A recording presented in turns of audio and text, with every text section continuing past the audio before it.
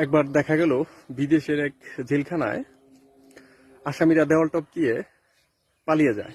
তো থানার লোকেরা বা জেলখানার লোকেরা সিদ্ধান্ত নিল যে আসামিরা যাতে পালিয়ে যেতে না পারে দেওয়াল টপকাইয়া, সেজন্য দেওয়ালটা উঁচু করার জন্য তারা সিদ্ধান্ত নিল।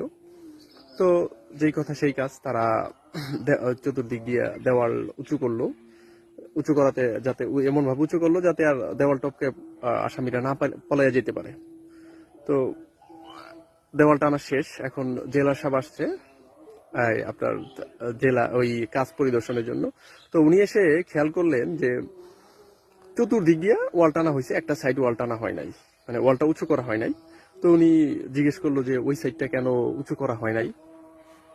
তো ওখানে যারা কর্মরত ছিল ওনারা বলল যে স্যার ওইদিকে বাংলাদেশের আসামিরা থাকে। তো জেলার সাহেব তো অবাক হয়ে গেল যে বাংলাদেশের মানুষ এত ভালো যে তারা দেওয়াল টপকায় পলানোর চেষ্টা করে না।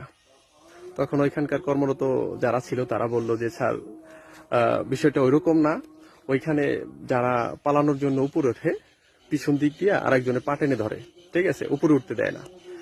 তো আসলে গল্পটা বলার কারণ হচ্ছে যে আমাদের সমাজে এরকম অনেক লোক আছে, দেখবেন যে আপনি উপরে উঠতে চাইবেন, পিছন দিক থেকে আপনাকে টেনে ধরবে, আপনাকে উপরে উঠতে দিবে না, ঠিক আছে, আপনার বাধা হয়ে দাঁড়াবে।